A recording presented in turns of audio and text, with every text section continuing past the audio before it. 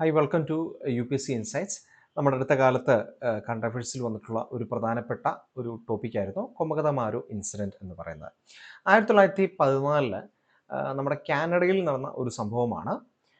ഈ ഗുർദീപ് സിംഗ് സന്ധു എന്ന് പറയുന്ന ഒരു ഒരു മെർച്ചൻ്റാണ്. പുള്ളി കൊമഗതമാരു എന്ന് പറയുന്ന ഒരു ജാപ്പനീസ് സ്റ്റീംഷിപ്പിൽ ഏതാണ്ട് 376ഓളം വരുന്ന ഇന്ത്യക്കാരുമായിട്ട് കാനഡയിലേക്ക് യാത്ര ചെയ്യുകയും ആ കപ്പൽ കാനഡയിൽ അടുപ്പിക്കാൻ സമ്മതിക്കാതെ അവർക്ക് തിരിച്ചു പോരേണ്ടതായിട്ട് വരികയും ചെയ്തു. തിരിച്ചു പോകുന്ന വഴിയിൽ ഇവർക്ക് വലിയ ദുരിതമേറിയ ഒരു യാത്രയായിരുന്നു. അങ്ങനെ ബംഗാളിലെത്തുന്നു. കൽക്കട്ടയിലെത്തി ബഡ്ജ് എന്ന് പറയുന്ന ഒരു സ്ഥലത്ത് അവർ കപ്പൽ അടുപ്പിക്കുന്നു. അവിടുന്ന് ഇറങ്ങിയ ആൾക്കാരെ പോലീസുകാർ ലാത്തിചാർജ് ചെയ്യുന്നു. 18ഓളം പേര് മരിക്കുന്നു. ബഡ്ജ് ഇൻസിഡൻറ്റ് എന്നാണ് അതിനെ വിളിക്കുന്നത്. ഇങ്ങനെയുള്ള പല പ്രശ്നങ്ങൾ അവിടെ ഉണ്ടാവുകയാണ്. ഇത്തരത്തിൽ മനുഷ്യത്വരഹിതമായ ഒരു ഒരു യാത്രയിലൂടെ കടന്നു പോകേണ്ടി വന്ന ഒരവസ്ഥയാണ് ഈ നമ്മൾ കൊമഗതമാരു ഇൻസിഡൻറ്റ് എന്ന് വിളിക്കുന്നത്. 1914 നമ്മുടെ ഒന്നാം ലോക മഹായുദ്ധത്തിൻ്റെ പശ്ചാത്തലത്തിൽ, അതേപോലെ തന്നെ ഇന്ത്യയിൽ ഈ ബ്രിട്ടീഷുകാർക്കെതിരായിട്ട് റവല്യൂഷണറി ആക്ടിവിസം ശക്തി പ്രാപിക്കുന്ന ഒരു പശ്ചാത്തലത്തിലാണ് ഈ ഒരു സംഭവം ഉണ്ടാകുന്നത്. ഇത് നമ്മുടെ ഇന്ത്യയിലെ റവല്യൂഷണറി ആക്ടിവിസത്തിനെ കാര്യമായിട്ട് പ്രോത്സാഹിപ്പിക്കുകയും ഗദ്ദാർ പാർട്ടി കാര്യമായിട്ട് ബ്രിട്ടീഷുകാർക്കെതിരെ തുറന്ന ഒരു വിപ്ലവത്തിന് ഒരുങ്ങുകയും ചെയ്തു. നമുക്കതിനെക്കുറിച്ചൊക്കെ ഒന്ന് നോക്കാം. 376ഓളം വരുന്ന ബ്രിട്ടീഷ് ഇന്ത്യക്കാരാണ് അങ്ങോട്ട് നമ്മുടെ കാനഡയിലേക്ക് യാത്ര ചെയ്തത്. ഏറ്റവും കൂടുതൽ സിഖുകാരാണ്. കൂടാതെ മുസ്ലിങ്ങളും ഹിന്ദുക്കളും അടങ്ങുന്ന ആൾക്കാർ പഞ്ചാബിൽ നിന്നാണ് അവർ പോകുന്നത്.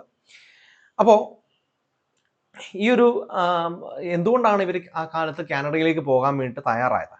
ഇത്രയും ബുദ്ധിമുട്ടേറി ഇങ്ങനെ ഒരു യാത്രയ്ക്ക് അവർ തയ്യാറായത് അക്കാലത്തെ കാർഷികപരമായിട്ടുള്ള പ്രശ്നങ്ങൾ, കടം, വരൾച്ചകൾ തുടങ്ങുന്നവയാണ്. കൊളോണിയൽ ഭരണകാലത്തെ ഗവൺമെന്റ് ഇത് കാര്യമായിട്ടൊന്നും പരിഗണിച്ചില്ല. അവരതിൽ ഇങ്ങനെയുള്ള വിഷയങ്ങൾ ഉണ്ടാകുന്നതിൽ പരാജയപ്പെടുകയും ചെയ്തു. അങ്ങനെ ദുരിതത്തിലായ ആൾക്കാരെ സംബന്ധിച്ച് അമേരിക്കയിലേക്കോ അല്ലെങ്കിൽ കാനഡയിലേക്കോ പോവുക എന്ന് പറയുന്നതായിരുന്നു അവരുടെ ഏറ്റവും പ്രധാനപ്പെട്ട ഒരു രക്ഷ എന്ന് പറയുന്നത്. കാനഡയിലാകട്ടെ ഒരു ചെറിയ പ്രശ്നമുണ്ട്. 1907 വാൻകൂർ റയോട്ട്സ് എന്ന് പറയുന്ന ഒരു സംഭവം അവിടെ ഉണ്ടായിട്ടുണ്ട്. ഈ വാൻകൂർ റയോട്ട്സ് എന്ന് പറയുന്നത് ഒരു റേഷ്യലായിട്ടുള്ള ഒരു പ്രശ്നമായിരുന്നു. ആൻറ്റി ഏഷ്യൻ റേസിസമാണ്. നമ്മുടെ ഇന്ത്യയിലെ ചരിത്രവുമായിട്ട് അതെങ്ങനെ ബന്ധപ്പെട്ടു എന്ന് ചോദിച്ചു കഴിഞ്ഞാൽ, ഈ 1870-കൾക്ക് ശേഷവും പ്രത്യേകിച്ച് 1900-ന്റെ തുടക്കത്തിലൊക്കെ ആയിട്ട് ഈ പഞ്ചാബിൽ നിന്നുമൊക്കെ ഒരുപാട് ആൾക്കാർ യുണൈറ്റഡ് സ്റ്റേറ്റ്സിലേക്കും അമേരിക്കയിലേക്കും കുടിയേറുകയുണ്ടായി. ഇങ്ങനെ ഇവർ കുടിയേറുന്നത് തന്നെ അവരുടെ നേരത്തെ പറഞ്ഞതുപോലെ ജീവിതം രക്ഷിക്കാൻ വേണ്ടിയിട്ടാണ്. അങ്ങനെ കുടിയേറി കഴിഞ്ഞപ്പോഴത്തേക്ക് ഇവർ ഈ ഏഷ്യക്കാർ, അതായത് ഇന്ത്യക്കാരും ചൈനക്കാരും ജപ്പാൻകാരും ഉൾപ്പെടെയുള്ള ആൾക്കാർ തങ്ങളുടെ സാമ്പത്തിക വ്യവസ്ഥ കൈയടക്കുമോ, തങ്ങളുടെ തൊഴിലുകൾ ഇല്ലാതാക്കുമോ എന്നൊക്കെയുള്ള ഒരു ഭയം ഈ വെള്ളക്കാരായിട്ടുള്ള വൈറ്റ്സ് ആയിട്ടുള്ള ആൾക്കാരുടെ ഇടയിലുണ്ടായി. അങ്ങനെ വൈറ്റ്സ് ആയിട്ടുള്ള ആൾക്കാർ വെള്ളക്കാർ എന്ത് ചെയ്തു? ഒരു വലിയ വിപ്ലവവും കലാപങ്ങളും ഒക്കെ നയിച്ചു. അങ്ങനെയുള്ള പ്രൊട്ടസ്റ്റുകളുടെ ഒരു പശ്ചാത്തലത്തിൽ ഒരു വലിയ റയോട്ട്സ് തന്നെ അരങ്ങേറി. അതിനെയാണ് വാൻകൂർ റയോട്ട്സ് എന്ന് പറയുന്നത്. ഒരു ആൻറ്റി ഏഷ്യൻ റേസിസമാണ്. നമ്മുടെ ഇന്നത്തെ കാലത്തെ നമ്മുടെ യൂറോപ്പിലും ഓസ്ട്രേലിയ, ന്യൂസിലൻഡ്, അതേപോലെ തന്നെ നോർത്ത് അമേരിക്കൻ പ്രദേശങ്ങളിലൊക്കെ ഇപ്പോൾ ഉണ്ടാവുന്ന കുറേ പ്രശ്നങ്ങളുണ്ടല്ലോ, ആൻറ്റി മൈഗ്രേഷൻ പ്രശ്നങ്ങൾ. അപ്പോൾ അതിൻ്റെയൊക്കെ ഒരു പശ്ചാത്തലത്തിലും കൂടെ നമ്മൾ ഇതിനെ മനസ്സിലാക്കേണ്ടതായിട്ടാണ്. അതുകൊണ്ട് തന്നെ നമുക്ക് ഈ ഒരു ടോപ്പിക്ക് വളരെയധികം ഇമ്പോർട്ടൻ്റുമാണ്. അങ്ങനെ ഈ ഒരു കലാപങ്ങളൊക്കെ ഉണ്ടായതോടുകൂടി നമ്മുടെ കനേഡിയൻ ഗവൺമെന്റ് ഒരു നിയമം കൊണ്ടുവന്നു. അതാണ് കണ്ടിന്യൂസ് ജേർണി റെഗുലേഷൻ എന്ന് പറയുന്നത്. അതായത് കാനഡയിലേക്ക് ഒരു ഇന്ത്യയിൽ നിന്നോ അല്ലെങ്കിൽ ഏഷ്യയുടെ ഏതെങ്കിലും പ്രദേശത്തു നിന്നോ ഒരാൾ യാത്ര ചെയ്യുകയാണെങ്കിൽ അയാൾ കപ്പൽ തിരിക്കുന്ന പ്രദേശത്തിനും നമ്മുടെ കാനഡയിലും ഇടയിൽ ഒരിടത്തും അയാൾക്ക് സ്റ്റോപ്പിൽ ഇറങ്ങാൻ വേണ്ടി കഴിയില്ല. അപ്പോൾ അന്നത്തെ കാലത്ത് ഫ്ലൈറ്റ്സ് ഇല്ല, നമ്മൾ ഷിപ്പിലാണ് വരുന്നത്. സ്വാഭാവികമായിട്ട് 2-3 പ്രാവശ്യം എവിടെയെങ്കിലുമൊക്കെ ഇറങ്ങി ഭക്ഷണവും മറ്റു സാധനങ്ങളും ഒക്കെ ശേഖരിച്ചിട്ട് വേണം എത്താൻ വേണ്ടി. അപ്പോൾ അതിനുള്ള ഒരു അവസരം അവർക്ക് ലഭിക്കുന്നില്ല. അങ്ങനെ വളരെ വൃത്തിഹീനമായ അവസ്ഥയിൽ വളരെ ദുരിതം പേറി നമ്മുടെ ഈ ആൾക്കാർ ഇവിടെ എത്തുകയാണ്. ഇവിടെ എത്തിയതിനു ശേഷം 24 പേരെ മാത്രമേ ഈ തുറമുഖത്തിലെ അധികാരികൾ ഈ കാനഡയിലേക്ക് പ്രവേശിക്കാൻ അനുവദിച്ചുള്ളൂ. കാരണം ഇവർ എത്തുന്ന സമയത്ത് തന്നെ കാനഡയിലെ മാധ്യമങ്ങൾ ഒരു മൗണ്ടഡ് ഈ ഓറിയന്റൽ ഇൻവേഷൻ എന്നൊക്കെ പറഞ്ഞിട്ട് വലിയ ഹെഡിങ്ങിൽ വലിയ വാർത്തകൾ കൊടുക്കുകയും കാനഡയിൽ ഈ കപ്പലിനെ ഇങ്ങോട്ട് അടുപ്പിക്കരുത് എന്ന് പറഞ്ഞിട്ട് വലിയ പ്രക്ഷോഭങ്ങൾ ഉണ്ടാവുകയും ചെയ്തു. ഇങ്ങനെയുള്ള വലിയൊരു സമ്മർദ്ദത്തിന്റെ പുറത്ത് ഗവൺമെന്റ് ഇതിന് അനുമതി നിഷേധിക്കുകയാണ്. ഇത്തരത്തിലുള്ള ഒരു അനുമതി നിഷേധിച്ചതോടുകൂടി അവിടെ ആ സമയത്ത് ഈ കാനഡയിലുള്ള ഇന്ത്യക്കാർ ശ്രമിച്ചിട്ട് പോലും ഇവരെ അങ്ങോട്ട് കൊണ്ടുവരാൻ വേണ്ടി സാധിച്ചില്ല. അവർ തിരിച്ചു പോകേണ്ടതായിട്ട് വരുന്നു. ആ സമയത്ത് ഒന്നാം ലോക മഹായുദ്ധം പൊട്ടിപ്പുറപ്പെടുന്നു. ദുരിതമേറിയ യാത്ര കഴിഞ്ഞിട്ട് അവർ കൽക്കട്ടയിൽ എത്തുന്നു. കൽക്കട്ടയിൽ ചെന്ന് അവർ ഇറങ്ങി, അതൊരു കലാപമായിട്ട് മാറുന്നു. അവിടെ വെച്ച് വെടിവെപ്പ് ഉണ്ടാകുന്നു. അങ്ങനെ വലിയൊരു പ്രശ്നമായിട്ട് മാറുകയാണ്. അങ്ങനെ ഈ ഒരു ദുരിതമേറിയ യാത്രയുടെ ഈ ഒരു കാര്യത്തിൽ നമുക്ക്, അല്ലെങ്കിൽ ഈ ഒരു ഇൻസിഡന്റിനെ ട്രാജഡി ആയിട്ട് നമുക്ക് മനസ്സിലാക്കുമ്പോഴത്തേക്ക് ഏറ്റവും പ്രധാനമായി പരിഗണിക്കേണ്ടത് ഇമ്പീരിയൽ ഹിപ്പോക്രസി എന്ന് പറയുന്ന ഒരു കാര്യമാണ്. നമ്മുടെ ഇന്ത്യൻ ദേശീയ തലത്തിലും അതുപോലെ തന്നെ വിദേശ മേഖലകളിൽ നമ്മളെ ഉള്ള ഇന്ത്യക്കാർക്കിടയിലും ഈ ഒരു ഇമ്പീരിയൽ ഹിപ്പോക്രസി എന്ന് പറയുന്ന വലിയ ചർച്ചയായിട്ട് മാറി. ഒന്നാം ലോക മഹായുദ്ധത്തിൽ ആ കാലത്ത് ഇന്ത്യക്കാരെ ബ്രിട്ടീഷുകാര് അവരുടെ യുദ്ധത്തിൽ ഉപയോഗിക്കുന്നുണ്ട്. അപ്പൊ അതിനൊരു എക്സ്ക്യൂസ് ആയിട്ട് പറയുന്നത്, നമ്മുടെ രാജ്ഞി അല്ലെങ്കിൽ രാജാവ് എന്ന് പറയുന്നത് എല്ലാ ആൾക്കാരുടെയും, അല്ലെങ്കിൽ ബ്രിട്ടീഷ് സാമ്രാജ്യത്തിന്റെ മുഴുവൻ അധിപനാണ്. അപ്പൊ ബ്രിട്ടീഷ് രാജാവിന്റെ കീഴിലെ ഒരു പൗരന്മാര് എന്നുള്ള നിലയിൽ എല്ലാ ഇന്ത്യക്കാർക്കും ഈ യുദ്ധത്തിൽ പങ്കെടുക്കാനുള്ള ഒരു ചുമതലയുണ്ട്. അതുകൊണ്ട് ബ്രിട്ടീഷ് സാമ്രാജ്യത്തിനെ സംരക്ഷിക്കേണ്ടത് നമ്മുടെ ചുമതലയാണ് എന്നുള്ളതാണ് അവർ മുന്നോട്ട് വയ്ക്കുന്ന ഒരു ആശയം. അങ്ങനെ ഈ പറയുന്ന രാജ്യസ്നേഹവും ദേശസ്നേഹവും ഒക്കെ കത്തിജ്വലിപ്പിച്ചിട്ടാണ് ഇവരെ റിക്രൂട്ട് ചെയ്യുക. അതേ സമയത്ത് തന്നെ മൊബിലിറ്റി റൈറ്റ്സ് ആണെങ്കിലും മറ്റ് സിവിൽ റൈറ്റ്സ് ആണെങ്കിലും ഇന്ത്യക്കാർക്ക് നിഷേധിക്കുകയും വെള്ളക്കാരായിട്ടുള്ള ബ്രിട്ടീഷുകാരുടെ സബ്ജക്ട്സിന് കൊടുക്കുകയും ചെയ്തു. അപ്പോൾ സ്വാഭാവികമായിട്ടും ഏഷ്യ അല്ലെങ്കിൽ ഇന്ത്യക്കാരോട് ഒരു വിവേചനം നമുക്ക് കാണാൻ വേണ്ടി കഴിയും.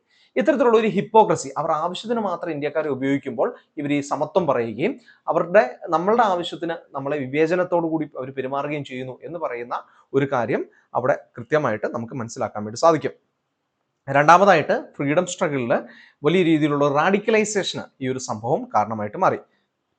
ഇക്കാലത്ത് ലോകത്തിന്റെ പല ഭാഗത്തും ഇന്ത്യക്ക് വേണ്ടിയിട്ടുള്ള സ്വാതന്ത്ര്യ സമര പോരാട്ടങ്ങൾ രൂപം കൊണ്ടിട്ടുണ്ട്. ആ സമയത്ത് നമ്മുടെ കാനഡയിലും യുണൈറ്റഡ് സ്റ്റേറ്റ്സിൽ തന്നെ പ്രത്യേകിച്ച് സാൻ ഫ്രാൻസിസ്കോ എന്ന് പറയുന്ന പ്രദേശം കേന്ദ്രീകരിച്ചിട്ട് രൂപം കൊണ്ട ഒരു പാർട്ടിയായിരുന്നു ഗദ്ദാർ പാർട്ടി. 1913 ലാല ഹർദയാലിന്റെ നേതൃത്വത്തിലാണ് ഈ ഒരു പാർട്ടി രൂപം കൊള്ളുന്നത്. ഇതൊരു റവല്യൂഷണറി ഓർഗനൈസേഷൻ ആണ്. ഇന്ത്യയിൽ ബ്രിട്ടീഷുകാർക്കെതിരെ സായുധ കലാപം നടത്തി ഇന്ത്യയെ സ്വതന്ത്രമാക്കണം എന്ന് ആവശ്യപ്പെട്ട ഒരു ഗ്രൂപ്പാണ്. അപ്പോൾ ഇവരുടെ പ്രവർത്തനങ്ങൾക്ക് കൂടുതൽ ഊർജം പകരാൻ വേണ്ടിയിട്ട് ഇത് കാരണമായി. പിന്നീട് ഗദ്ദാർ പാർട്ടിയും മറ്റു പല ഇന്ത്യയിലെ വിപ്ലവകാരികളും കൂടെ ചേർന്ന് ഇന്ത്യയിൽ കലാപങ്ങൾ നടത്താനൊക്കെ ശ്രമിക്കുകയുണ്ടായി. റാഷ് ബിഹാരി ബോസ് ഒക്കെ അതിന് പ്രധാനമായി ഇവിടെ പ്രവർത്തിക്കുകയൊക്കെ ചെയ്തതാണ്. ഇനി ഇതേപോലെ തന്നെ ഇത്തരത്തിലുള്ള ഒരു പ്രവർത്തനവും ഇതേപോലെ തന്നെ വിവേചനത്തെക്കുറിച്ചുള്ള അത് എക്സ്പോസ്ഡ് ആയതോടും കൂടി ജനങ്ങൾക്കിടയിലും പ്രത്യേകിച്ച് ദേശീയ നേതാക്കൾക്കിടയിലും പൂർണ്ണ സ്വരാജ് എന്ന് പറയുന്ന ഒരു ആശയം ചർച്ചയായി. പൂർണ്ണ സ്വരാജ് എന്ന് പറയുന്നത് നേരത്തെ വിപ്ലവകാരികൾ മാത്രം പറഞ്ഞിരുന്നതാണ്. അതായത് ഈ രാജാവോ അല്ലെങ്കിൽ ബ്രിട്ടീഷ് പാർലമെന്റോ ആരും ഞങ്ങളെ ഭരിക്കേണ്ട, നിങ്ങൾ പൂർണ്ണമായി ഇന്ത്യയിൽ നിന്ന് പോയാൽ മതി, ഞങ്ങളെ തന്നെ ഭരിച്ചോളാം, ഞങ്ങൾക്ക് വേണ്ട ഗവർണൻസ് ഞങ്ങൾ തന്നെ രൂപീകരിച്ചോളാം എന്ന് പറയുന്ന ആശയമാണ് പൂർണ്ണ സ്വരാജ്. നമുക്ക് ഇംഗ്ലീഷിൽ ഇൻഡിപെൻഡൻസ് എന്ന് പറയാം. എന്നാൽ ഇതിനു മുൻപ് ഈ പറയുന്ന സ്വരാജ് എന്ന് പറയുന്ന ആശയം മാത്രമേ ചർച്ച ചെയ്തിരുന്നുള്ളൂ. സ്വരാജ് എന്ന് പറഞ്ഞാൽ സെൽഫ് റൂൾ ആണ്, ഇന്ത്യക്കാര് ഭരണത്തിൽ ഉൾപ്പെടുക എന്നുള്ളതാണ്. എന്ന് പറഞ്ഞു കഴിഞ്ഞാൽ ബ്രിട്ടീഷ് രാജാവിന്റെ കീഴിൽ തന്നെ ഒരു ഭരണ രീതിയിൽ ഇന്ത്യയിൽ ഭരണങ്ങൾ പോവുക, പക്ഷെ ഇന്ത്യക്കാർ ഇന്ത്യയിൽ ഭരിക്കുക. അപ്പോൾ ഇങ്ങനെയുള്ള ഒരു ആശയത്തിൽ നിന്നും ടോട്ടൽ ഇൻഡിപെൻഡൻസ് എന്ന് പറയുന്ന ഒരു ആശയത്തിലേക്ക് ചർച്ചകൾ വഴിമാറാനുള്ള ഒരു ഇൻസിഡന്റ് ആയിട്ടും നമ്മുടെ ഈ ഒരു വിഷയം മാറുകയുണ്ടായി. പിന്നീട് അത് പെട്ടെന്നൊന്നും നടന്നില്ല. 1930 കൂടിയാണ് ഇന്റർനാഷണൽ കോൺഗ്രസ് പൂർണ്ണ സ്വരാജിലേക്ക് വരുന്നത്. അപ്പൊ അതിനു മുമ്പ് തന്നെ പൂർണ്ണ സ്വരാജ് എന്ന് പറയുന്ന ആശയം മുന്നോട്ട് വെച്ച ആൾക്കാരാണ് ഗദ്ദാർ പാർട്ടി ആണെങ്കിലും അതുപോലെ തന്നെ ഭഗത് സിംഗ് ആണെങ്കിലും രാജ്പ്രസാദ് ബിസ്മിൽ ആണെങ്കിലും അങ്ങനെയുള്ള വിപ്ലവകാരികളൊക്കെ. അപ്പോൾ ഇങ്ങനെ ഒരു ചർച്ച, അതായത് ദേശീയ തലത്തിലെ ആശയങ്ങളുടെ ഒരു ചർച്ച തന്നെ വഴിമാറ്റിയ ഒരു സംഭവമായിരുന്നു കൊമഗതമാരു ഇൻസിഡന്റ്. ഇനി 2016 Canadian prime minister house of കോമൺസിൽ ഈ ഒരു കൊമഗതമാരു ഇൻസിഡന്റിനെ കുറിച്ച് സംസാരിക്കുകയും അതിൽ പരസ്യമായി ക്ഷമാപണം നടത്തുകയും ചെയ്തു. അതായത് ഒരു നൂറ്റാണ്ടിന് ശേഷം, അല്ലെ, ഏകദേശം ഒരു നൂറ്റാണ്ടിന് ശേഷം, 112 വർഷത്തിന് ശേഷം ഒരു സ്ട്രക്ചറൽ ഇൻജസ്റ്റിസ് ആയിരുന്നു എന്ന് തുറന്ന് സമ്മതിക്കുകയും ചെയ്തു. എന്തായാലും ഈ ഒരു സംഭവം നമ്മളുടെ ഇമ്പീരിയൽ ഹിസ്റ്ററിയിലെ, അതായത് ബ്രിട്ടീഷുകാരൊക്കെ ഈ ഇമ്പീരിയൽ ഹിസ്റ്ററിയെ വെള്ളപൂശുന്ന സമയത്തും ഒക്കെ ഇതിനെ ക്രിട്ടിസൈസ് ചെയ്യുന്ന ഒരു ഇമ്പോർട്ടൻറ്റ് ഇൻസിഡന്റ് ആയിട്ട് ഇത് മാറുന്നു. അതുപോലെ തന്നെ മൈഗ്രേഷൻ സ്റ്റഡീസിലും ഇത് കാര്യമായിട്ട് ചർച്ച ചെയ്യപ്പെടുന്നു. ഇപ്പോഴും നമുക്ക് സമാനമായ സംഭവങ്ങളാണ് ലോകത്തിന്റെ പല ഭാഗത്തും നടക്കുന്നത് നമുക്കറിയാം. ഇൻഡോ കനേഡിയൻ ഡിപ്ലോമസിയുടെ ഒരു മെമ്മറി ആയിട്ടും അതിൻ്റെ ഒരു പ്രധാനപ്പെട്ട ഏടായിട്ടും നമുക്കതിനെ കാണാൻ വേണ്ടി സാധിക്കും. നമുക്ക് ഇതുമായിട്ട് ബന്ധപ്പെട്ട ഒരു ചോദ്യം കൂടെ നോക്കാം. Consider the following statements regarding the impact and historical significance of Komagamaru incident. Upon reaching Quancourt, Canadian authorities permitted the majority of passengers to disembark while detained a small group. തെറ്റാണ്. The incident, അല്ലെ, നേരെ തിരിച്ചാണ്. 24 പേരെ മാത്രമേ ഇറങ്ങാൻ സമ്മതിച്ചുള്ളൂ, ബാക്കിയുള്ളവരെല്ലാം അകത്തു തന്നെയായിരുന്നു. ഇനി The incident served as a catalyst that accelerated the radical action of Ghadar party. ശരിയാണ്. It highlighted imperial hypocrisy by contrasting expectations of Indian participation in World War I with the denial of basic mobility rights. അതും ശരിയാണ്. So നമ്മുടെ right answer B ആണ്. So ഇതാണ് നമ്മളുടെ answer എന്ന് പറയുന്നത്. അപ്പോൾ നമ്മളുടെ ഈ ഒരു ടോപ്പിക്ക് നിങ്ങൾക്ക് ഇഷ്ടപ്പെട്ടു എന്ന് വിശ്വസിക്കുന്നു. നമുക്ക് മറ്റ് ചില വീഡിയോകളുമായി വീണ്ടും കാണാം. Thank you.